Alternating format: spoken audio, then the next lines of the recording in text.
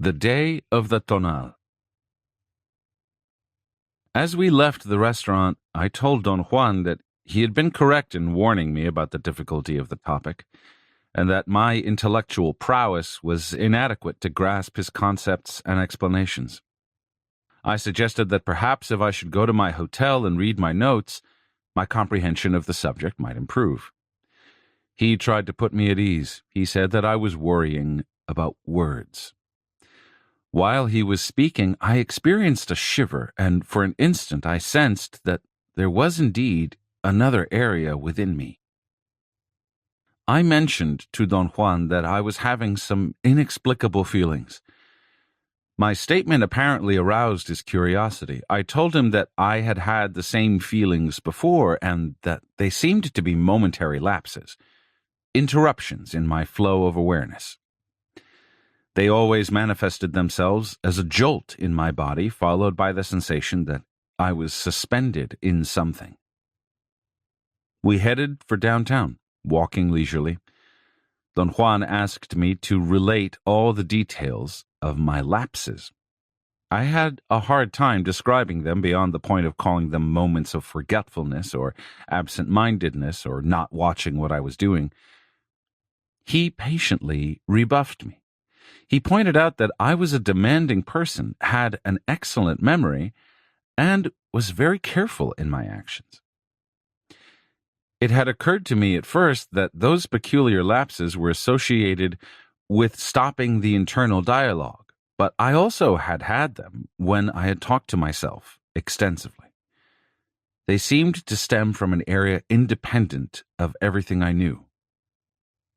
Don Juan patted me on the back. He smiled with apparent delight. "You're finally beginning to make real connections," he said. I asked him to explain his cryptic statement, but he abruptly stopped our conversation and signaled me to follow him to a small park in front of a church. "This is the end of our journey to downtown," he said, and sat down on a bench. "Right here, we have an ideal spot to watch people. There are some who walk by on the street, and others who come to church. From here, we can see everyone." He pointed to a wide business street and to the gravel walk leading to the steps of the church. Our bench was located midway between the church and the street. "This is my very favorite bench," he said, caressing the wood. He winked at me and added with a grin, "It likes me. That's why no one was sitting on it. It knew I was coming." "The bench knew that?" "No, not the bench. My Nahual." "Does the Nahual have consciousness? Is it aware of things?" "Of course it is aware of everything. That's why I'm interested in your account. What you call lapses and feelings is the Nahual. In order to talk about it, we must borrow from the island of the Tonal. Therefore, it is more convenient not to explain it, but to simply recount its effects." I wanted to say something else about those peculiar feelings, but he hushed me. "No more. Today is not the day of the Nahual. Today is the day of the Tonal," he said. "I put on my suit because today I am all Tonal." He stared at me. I was about to tell him that the subject was proving to be more difficult than anything he had ever explained to me. He seemed to have anticipated my words. "It is difficult," he continued. "I know it. But considering that this is the final lid, the last stage of what I've been teaching you, it's not too far-fetched to say that it envelops everything I mentioned since the first day we met." We remained quiet for a long while. I felt that I had to wait for him to resume his explanation, but I had a sudden attack of apprehension and hurriedly asked, "Are the Nahual and the Tonal within ourselves?" He looked at me piercingly. "Very difficult question," he said. "You yourself would say that they are within ourselves. I myself would say that they are not, but neither of us would be right. The Tonal of your time calls for you to maintain that everything dealing with your feelings and thoughts takes place within yourself. The sorcerer's Tonal says the opposite. Everything is outside. Who's right? No one. Inside, outside, it doesn't really matter. I raised a point. I said that when he talked about the tonal and the nahual, it sounded as if there was still a third part. He had said that the tonal forces us to perform acts. I asked him to tell me who he was referring to as being forced. He didn't answer me directly. To explain all this is not that simple, he said. No matter how clever the checkpoints of the tonal are, the fact of the matter is that the nahual surfaces. Its coming to the surface is always inadvertent, though. The tonal's great art is to suppress any manifestation of the nahual in such a manner that even if its presence should be the most obvious thing in the world, it is unnoticeable. For whom is it unnoticeable? He chuckled, shaking his head up and down. I pressed him for an answer. For the tonal, he said. I'm speaking about it exclusively. I may go around in circles, but that shouldn't surprise or annoy you. I warned you about the difficulty of understanding what I have to tell. I went through all that rigmarole because my tonal is aware that it is speaking about itself. In other words, my tonal is using itself in order to understand the information I want your tonal to be clear about. Let's say that the tonal, since it is keenly aware of how taxing it is to speak of itself, has created the terms I, myself, and so forth as a balance, and thanks to them, it can talk with other tonals or with itself about itself. Now, when I say that the tonal forces us to do something, I don't mean that there is a third party there. Obviously, it forces itself to follow its own judgments. On certain occasions, however, or under certain special circumstances, something in the tonal itself becomes aware that there is more to us. It is like a voice that comes from the depths, the voice of the nahual. You see, the totality of ourselves is a natural condition which the tonal cannot obliterate altogether, and there are moments, especially in the life of a warrior, when the totality becomes apparent. At those moments, one can surmise and assess what we really are. I was concerned with those jolts you have had because that is the way the nahual surfaces. At those moments, the tonal becomes aware of the totality of oneself. It is always a jolt because that awareness disrupts the lull. I call that awareness the totality of the being that is going to die. The idea is that at the moment of death, the other member of the true pair, the nahual, becomes fully operative, and the awareness and memories and perceptions stored in our calves and thighs, in our back and shoulders and neck begin to expand and disintegrate. Like the beads of an endless, broken necklace, they fall asunder without the binding force of life. He looked at me. His eyes were peaceful. I felt ill at ease, stupid. The totality of ourselves is a very tacky affair, he said. We need only a very small portion of it to fulfill the most complex tasks of life. Yet when we die with the totality of ourselves. A sorcerer asks the question, if we are going to die with the totality of ourselves, why not then live with that totality? He signaled me with his head to watch the scores of people that went by. They're all tonal, he said. I'm going to single some of them out, so your tonal will assess them, and in assessing them, it will assess itself. He directed my attention to two old ladies that had emerged from the church. They stood at the top of the limestone steps for a moment and then began to walk down with infinite care, resting on every step. Watch those two women very carefully, he said. But don't see them as persons or as faces that hold things in common with us. See them as tonals. The two women got to the bottom of the steps. They moved as if the rough gravel were marbles, and they were about to roll and lose their balance on them. They walked arm in arm, propping each other up with the weight of their bodies. "Look at them," Don Juan said in a low voice. "Those women are the best example of the most miserable tonal one can find." I noticed that the two women were small-boned but fat. They were perhaps in their early 50s.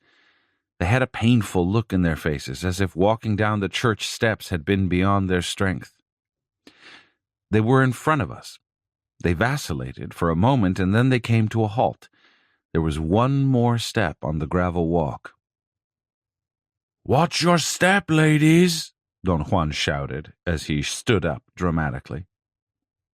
The women looked at him, apparently confused by his sudden outburst. "My mom broke her hip right there the other day," he added, and dashed over to help them. They thanked him profusely, and he advised them that if they ever lost their balance and fell down, they had to remain motionless on the spot until the ambulance came. His tone was sincere and convincing. The women crossed themselves. Don Juan sat down again. His eyes were beaming. He spoke softly. "Those women are not that old, and their bodies are not that weak, and yet they are decrepit. Everything about them is dreary. Their clothes, their smell, their attitude. Why do you think that's so?" "Maybe they were born that way," I said. "No one is born that way. We make ourselves that way. The tonal of those women is weak and timid." I said that today was going to be the day of the tonal. I meant that today I want to deal with it exclusively. I also said that I had put on my suit for that specific purpose. With it, I wanted to show you that a warrior treats his tonal in a very special manner. I've pointed out to you that my suit has been made to order, and that everything I have on today fits me to perfection. It is not my vanity that I wanted to show, but my warrior's spirit, my warrior's tonal. Those two women gave you your first view of the tonal today. Life can be as merciless with you as it is with them if you are careless with your tonal. I put myself as the counterpoint. If you understand correctly, I should not need to stress this point. I had a sudden attack of uncertainty and asked him to spell out what I should have understood.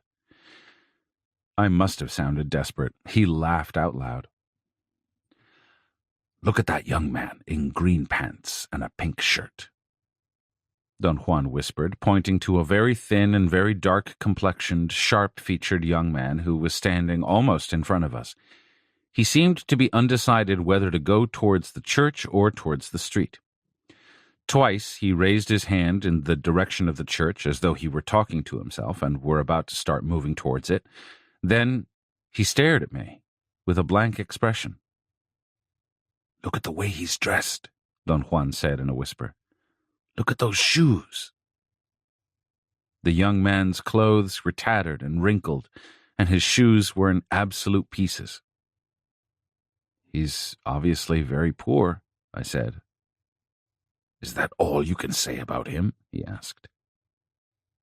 I enumerated a series of reasons that might have accounted for the young man's shabbiness: poor health, bad luck, indolence, indifference to his personal appearance, or the chance that he may have just been released from prison. Don Juan said that I was merely speculating and that he wasn't interested in justifying anything by suggesting that the man was a victim of unconquerable forces. "Maybe he's a secret agent made to look like a bum," I said jokingly. The young man walked away towards the street with a disjointed gait. "He's not made to look like a bum. He is a bum," Don Juan said. "Look how weak his body is. His arms and legs are thin. He can hardly walk. No one can pretend to look that way. There is something definitely wrong with him, not his circumstances, though. I have to stress again that I want you to see that man as a tonal." What does it entail to see a man as a tonal? It entails to cease judging him in a moral sense, or excusing him on the grounds that he is like a leaf at the mercy of the wind.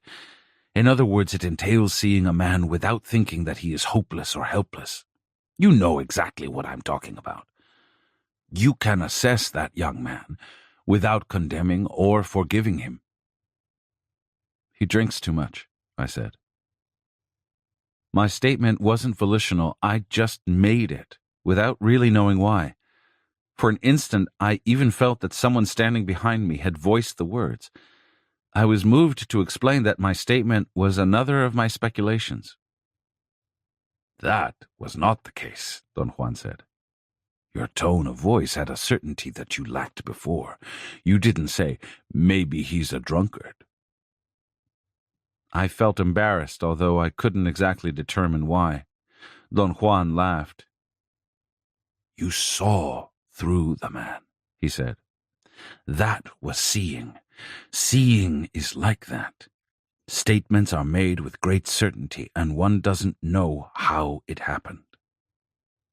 You know that young man's tonal was shot, but you don't know how you know it. I had to admit that somehow I had that impression. You're right, Don Juan said. It doesn't really matter that he's young. He's as decrepit as the two women. Youth is in no way a barrier against the deterioration of the tonal. You thought that there might be a great many reasons for that man's condition. I find that there is only one, his tonal. It's not that his tonal is weak because he drinks, it is the other way around. He drinks because his tonal is weak. That weakness forces him to be what he is. But the same thing happens to all of us, in one form or another. But aren't you also justifying his behavior by saying that it's his tonal? I'm giving you an explanation that you have never encountered before. It is not a justification or a condemnation, though. That young man's tonal is weak and timid, and yet he's not unique. All of us are more or less in that same boat. At that moment, a very large man passed in front of us, heading towards the church. He was wearing an expensive, dark gray business suit and was carrying a briefcase. The collar of his shirt was unbuttoned and his necktie loose. He was sweating profusely. He had a very light complexion, which made the perspiration all the more obvious. "Watch him," Don Juan ordered me. The man's steps were small but heavy. There was a wobbling quality to his walking. He didn't go up to the church. He circumvented it and disappeared behind it.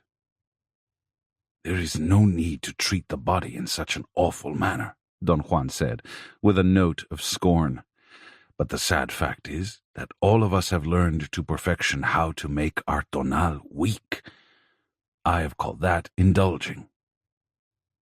He put his hand on my notebook and didn't let me write anymore. His rationale was that as long as I kept on taking notes, I was incapable of concentrating. He suggested I should go relax, shut off the internal dialogue, and let go, merging with the person being observed.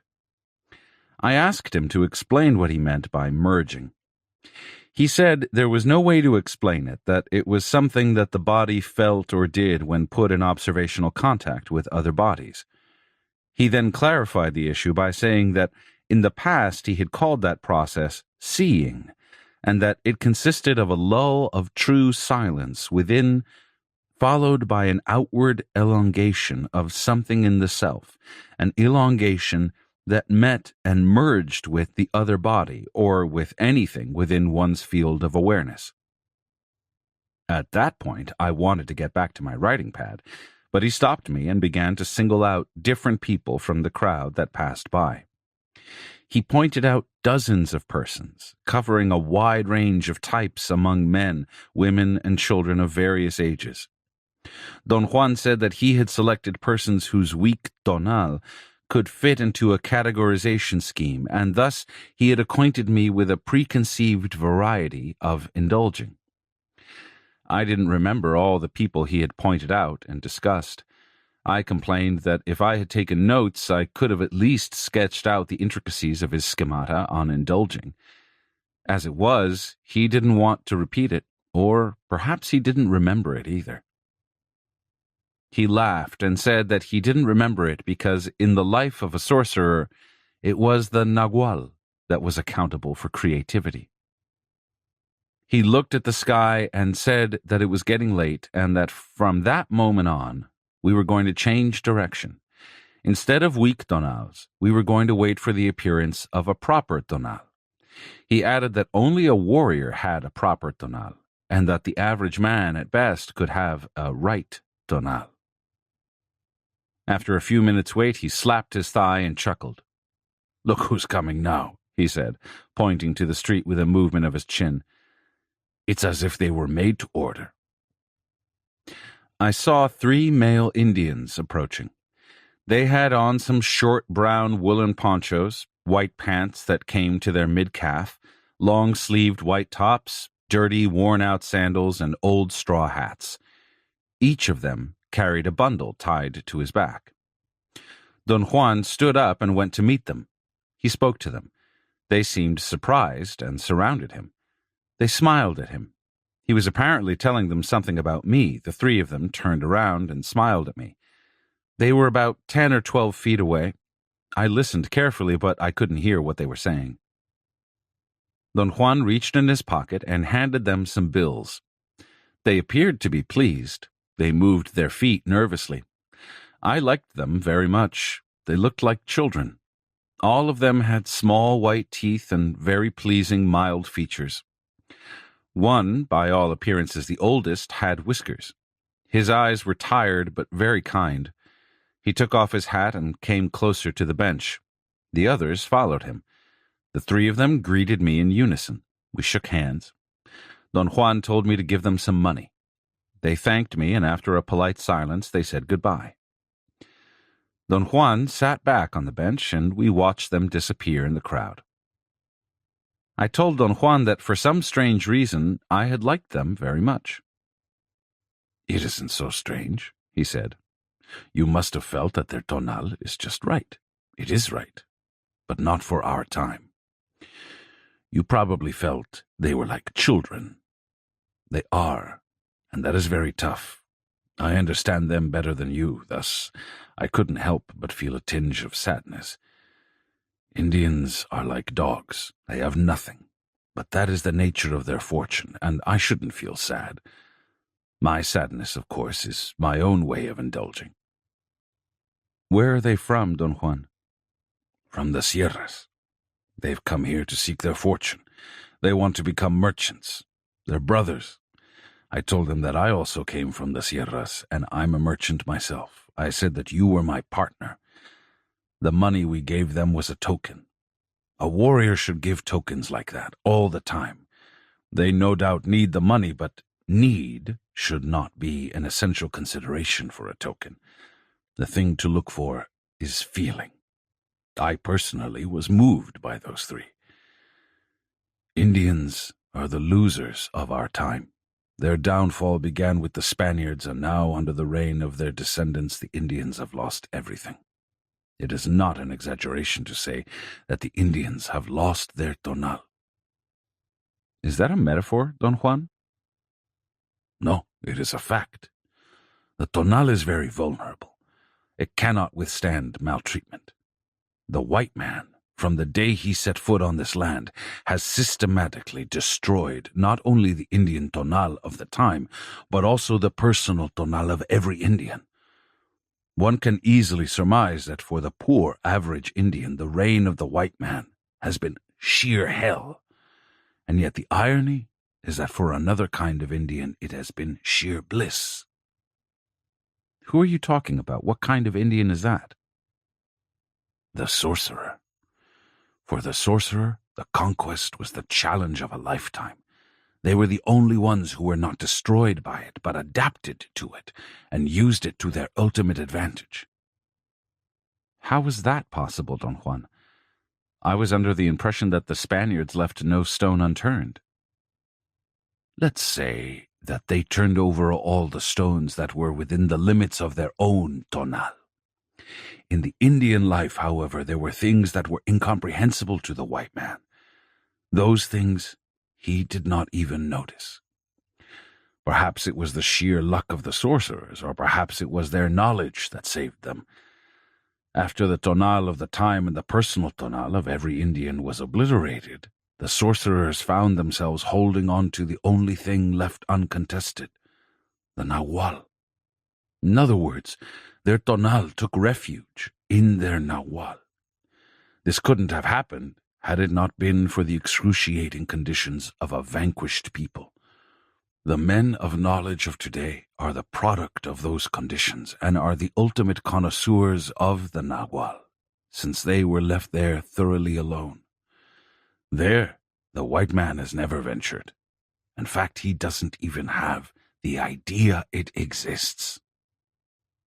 I felt compelled at that point to present an argument. I sincerely contended that in European thought, we had accounted for what he called the nahual. I brought in the concept of the transcendental ego, or the unobserved observer present in all our thoughts, perceptions, and feelings.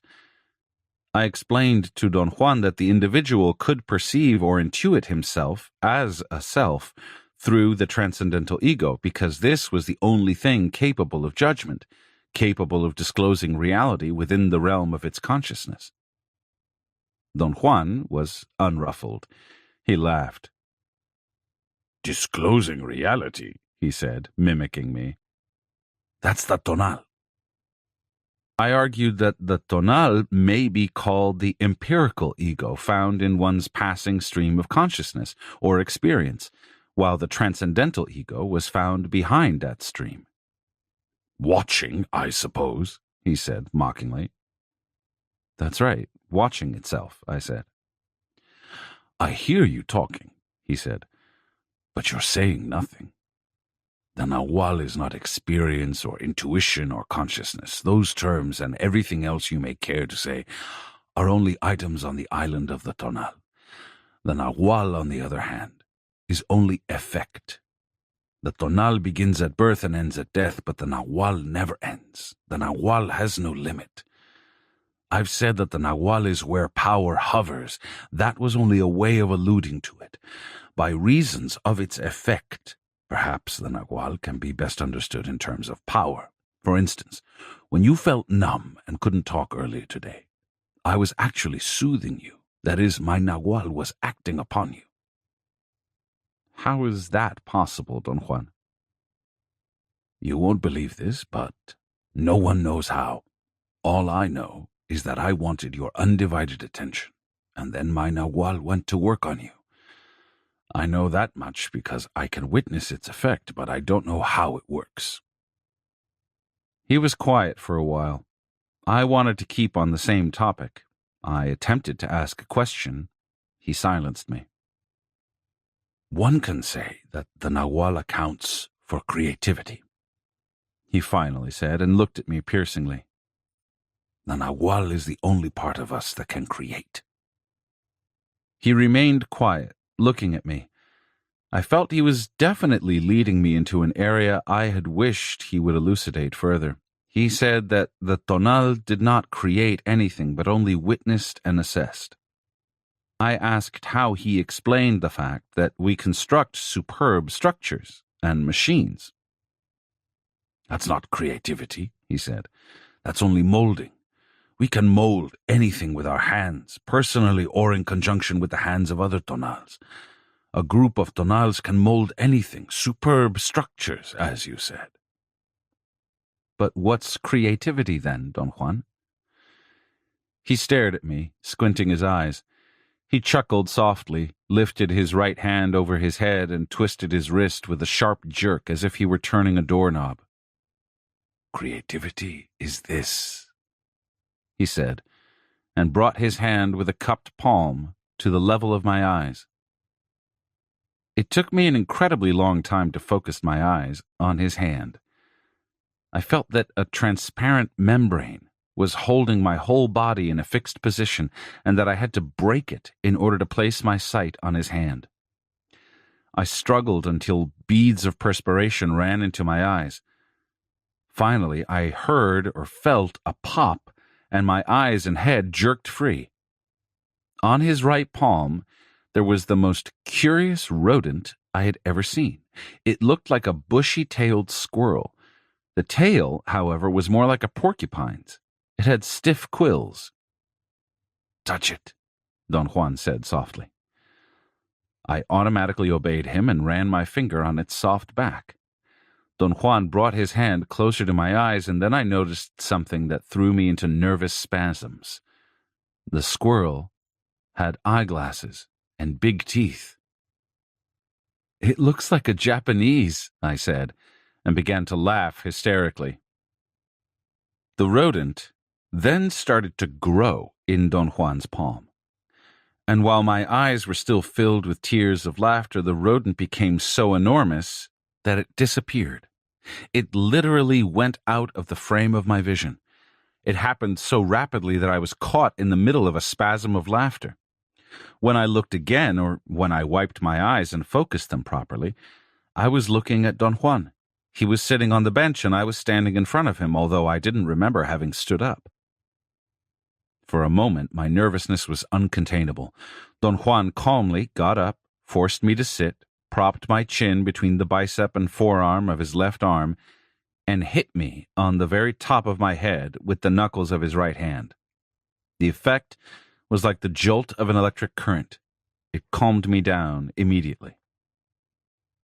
There were so many things that I wanted to ask, but my words couldn't wade through all those thoughts. I then became keenly aware that I had lost control over my vocal cords. I didn't want to struggle to speak, however, and leaned against the back of the bench.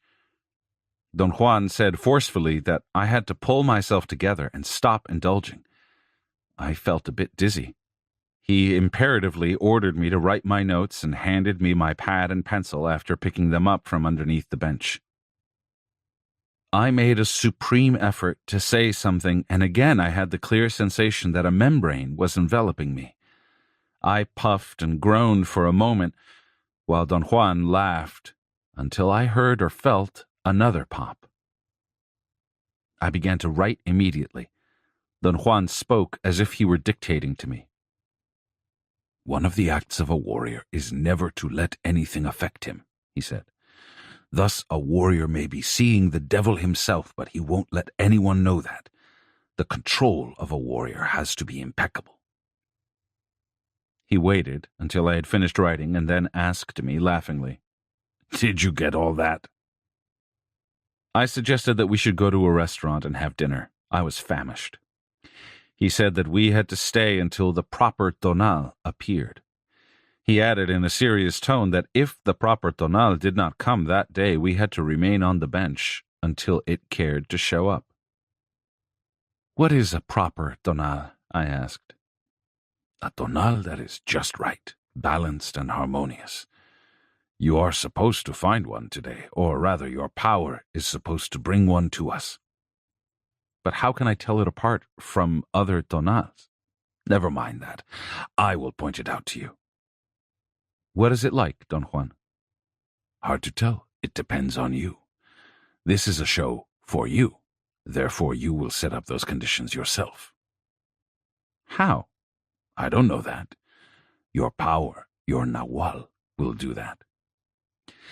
There are, roughly speaking, two sides to every tonal. One is the outer part, the fringe, the surface of the island. That's the part related to action and acting, the rugged side. The other part is the decision and judgment, the inner tonal, softer, more delicate, and more complex.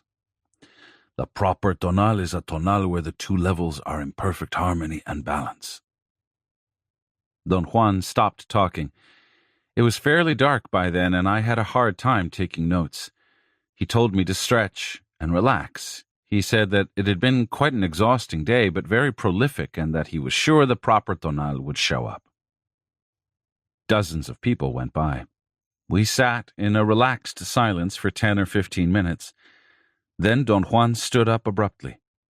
"By golly, you've done it! Look what's coming there! A girl!" He pointed with a nod of his head to a young woman who was crossing the park and was approaching the vicinity of our bench. Don Juan said that the young woman was the proper tonal, and that if she would stop to talk to either one of us, it would be an extraordinary omen, and we would have to do whatever she wanted. I couldn't clearly distinguish the young woman's features, although there was still enough light. She came within a couple of feet, but went by, without looking at us. Don Juan ordered me in a whisper to get up and go talk to her. I ran after her and asked for directions.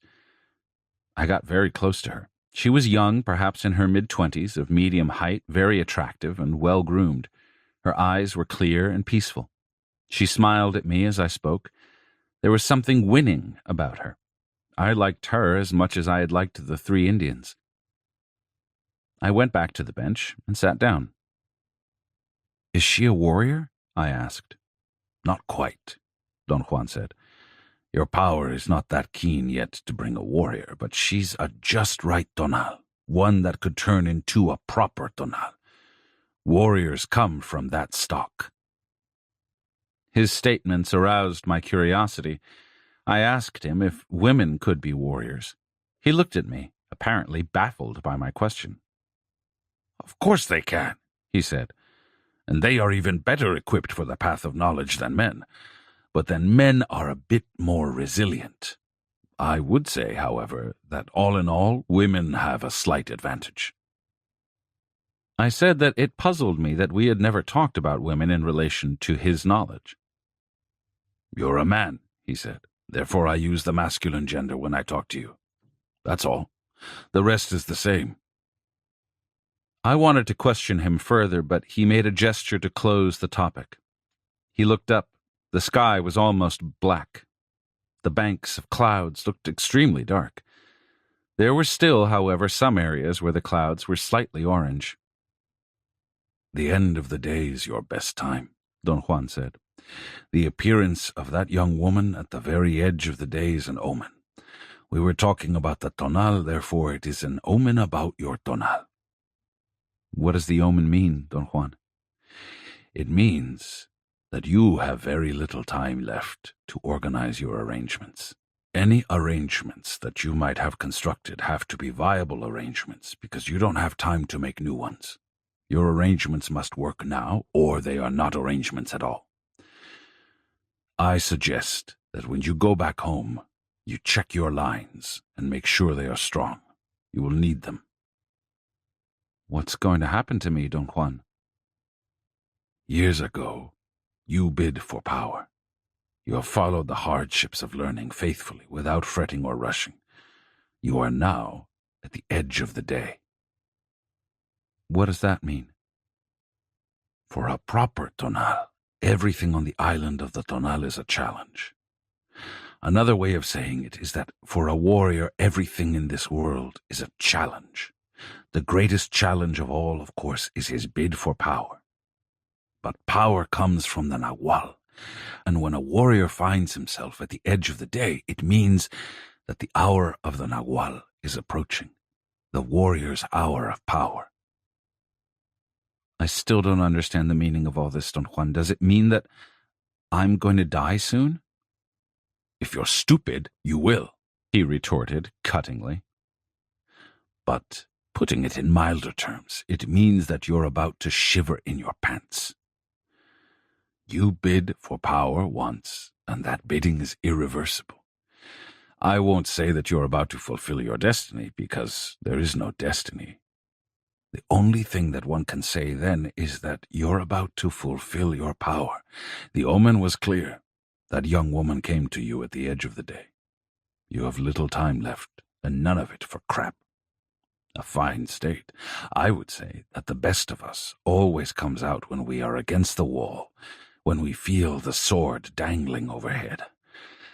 Personally, I wouldn't have it any other way."